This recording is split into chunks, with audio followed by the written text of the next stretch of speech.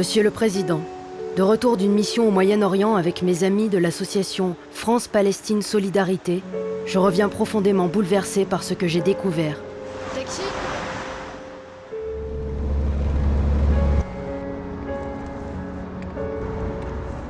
Bien sûr, je savais en partant que les Palestiniens vivaient une situation difficile.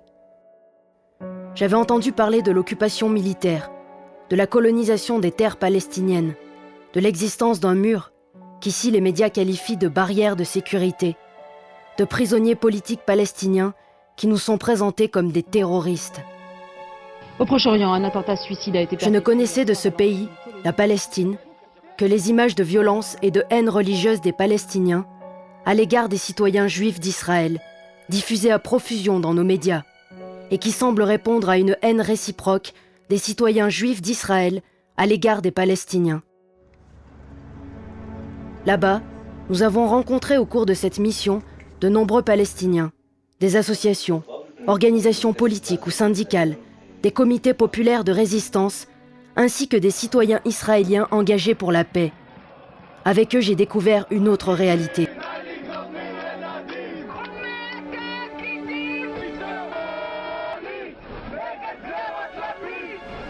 J'ai découvert un peuple palestinien de près de 10 millions de citoyens qui vit l'indicible, sous occupation et dans les camps de réfugiés.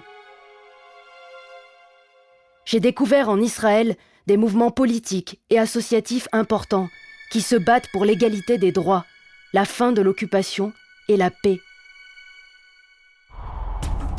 J'ai vu tout au long des routes des territoires palestiniens occupés, des colonies, installées sur les terres confisquées aux paysans palestiniens, entourés de barbelés et de murs de protection.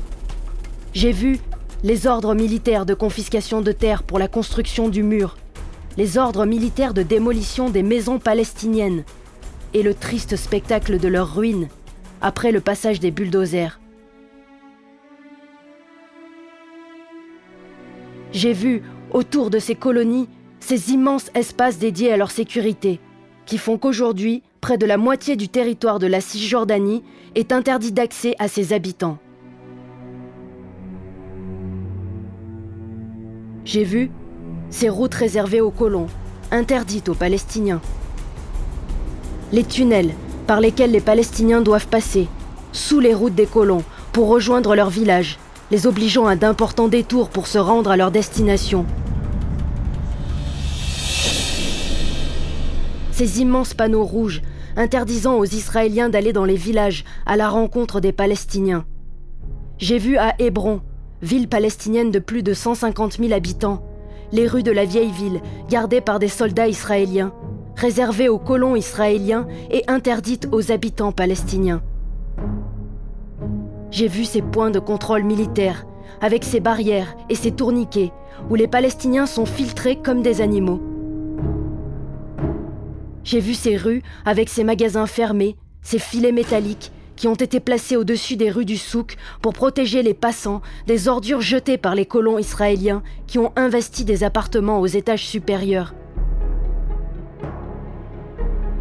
J'ai vu ces colonies vertes parce qu'elles disposent de l'eau, où les gens se baignent dans des piscines entourées de terres desséchées, de villages sans eau, où il est interdit de creuser un puits, alors que les ressources en eau traditionnelles ont été captées par l'occupant.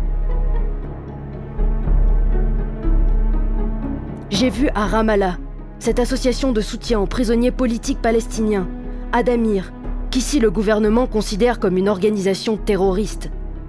Sa présidente, Khalida Jarrah, est députée au Parlement palestinien. Élue du Front populaire de libération de la Palestine, elle nous raconte les prisonniers, comme Salah Hamouri l'avait fait en France. Ils sont près de 5000. Ils sont emprisonnés après des arrestations arbitraires. Il suffit de protester contre l'occupation ou d'appartenir à un parti politique.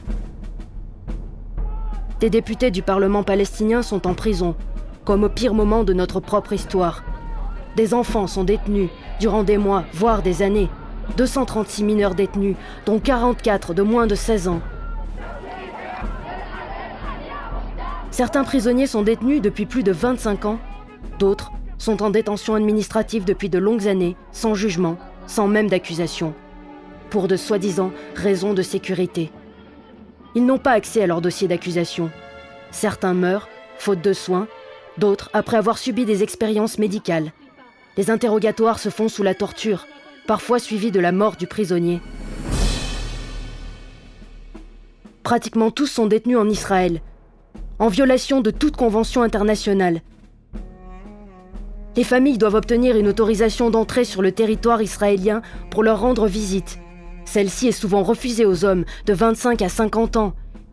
On comprend la détresse du prisonnier et celle de sa famille, qui dans ces conditions est mise dans les plus grandes difficultés pour assurer son droit de visite.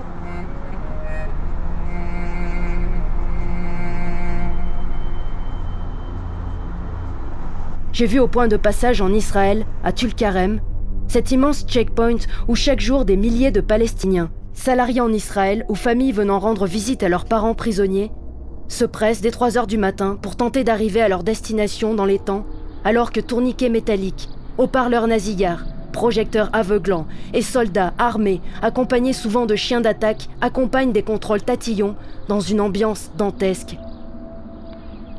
Ce même jour, dans la nuit, à 4 heures du matin, un Palestinien est mort, comme d'autres auparavant, en voulant passer comme chaque matin ce checkpoint pour aller travailler.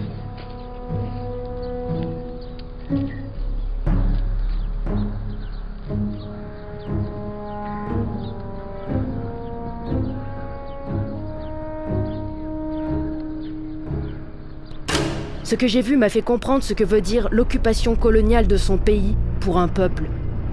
D'abord par l'installation massive des colonies en Cisjordanie, puis invoquant des raisons de sécurité, l'État d'Israël a installé 700 points de contrôle militaire et enfin un mur de l'apartheid de 800 km de long, créant une séparation non seulement entre Palestiniens et Israéliens, mais aussi et surtout entre Palestiniens et Palestiniens. Ce système complet qui inclut les colonies, les points de contrôle, le mur, les routes de ségrégation, la confiscation des ressources naturelles, font partie d'une même matrice, ayant pour but de modifier la nature même du territoire palestinien, le faisant passer de terre palestinienne avec des colonies à terre israélienne avec ghetto palestinien.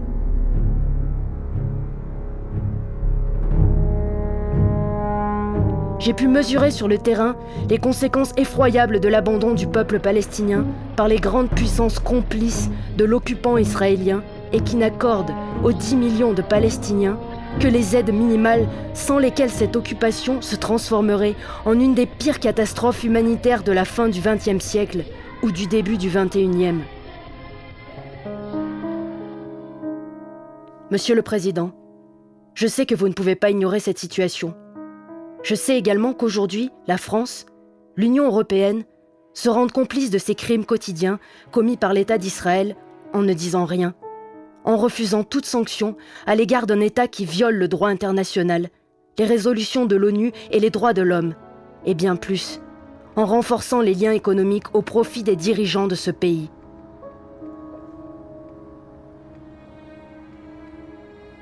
Mais j'ai vu également un peuple palestinien debout, des gens, des femmes et des hommes, des adolescents, des familles, non pas animés par la haine, un désir de vengeance ou une volonté de conquête, mais de cette simple volonté de vivre, qui donne au peuple de la terre cette capacité de résister face à la brutalité d'une armée coloniale d'occupation.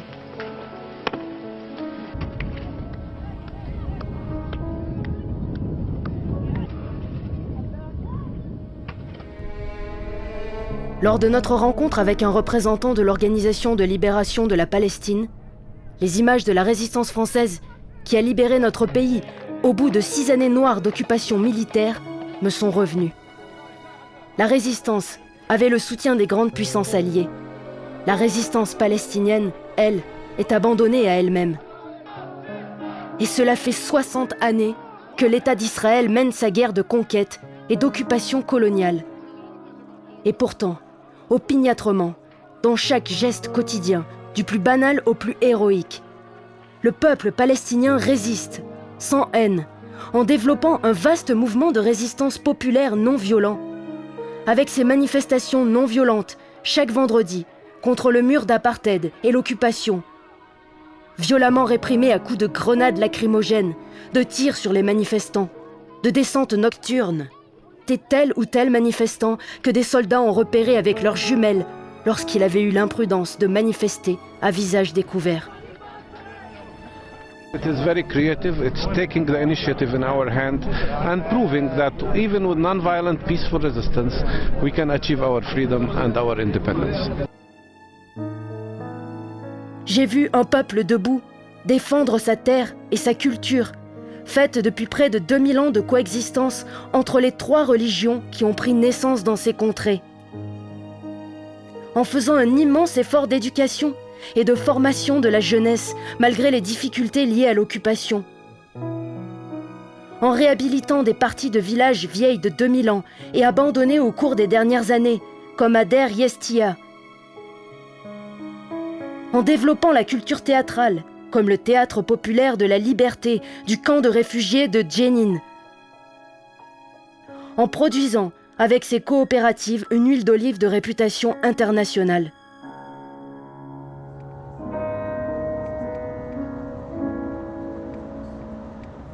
Mais j'ai vu également qu'en Israël, de Nazareth à Tel Aviv, comme alors en France durant la guerre d'Algérie, le peuple est loin d'être unanime derrière les va-t-en-guerre coloniaux qui sont à la tête du pays. J'ai vu le combat mené en commun par de nombreux citoyens israéliens, qu'ils soient juifs, chrétiens ou musulmans, originaires du pays ou issus de la gigantesque vague d'immigration du siècle dernier, mobilisés pour l'égalité des droits du citoyen en Israël et pour la paix.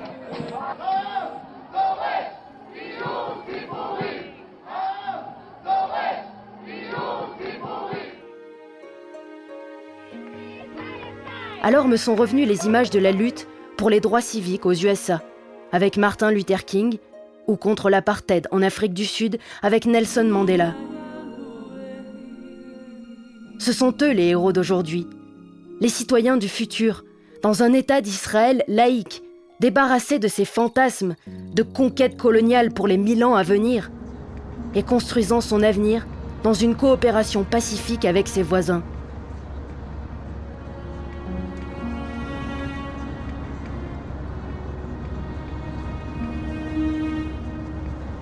Monsieur le Président, les Palestiniens accomplissent leur devoir de résistance pour défendre leur peuple, comme nous, Français, l'avons fait sous occupation, et comme tous les peuples le font dans ces circonstances. Mais vous savez que face à l'extraordinaire puissance militaire israélienne, cette résistance ne pourra aboutir à une solution pacifique qu'avec le soutien de la communauté internationale. Plutôt que de fermer les yeux, boucher vos oreilles et rester muets devant l'intolérable, plutôt que de vous plier aux diktats des criminels de guerre qui dirigent aujourd'hui l'État d'Israël, écoutez la voix de ceux avec qui demain vous pourrez dire, comme vous le dites à propos de Martin Luther King ou Nelson Mandela, nous avons été du côté de l'humanité, des droits de l'homme, de la justice et de la paix. Représentant d'un grand pays, vous avez, si vous le voulez, les moyens d'agir pour que cesse cette situation. Monsieur le Président, j'ai voulu par cette lettre vous appeler à vos responsabilités, qui sont celles que nous, citoyens attachés aux droits de l'homme, à la justice et au droit international, vous avons confiées.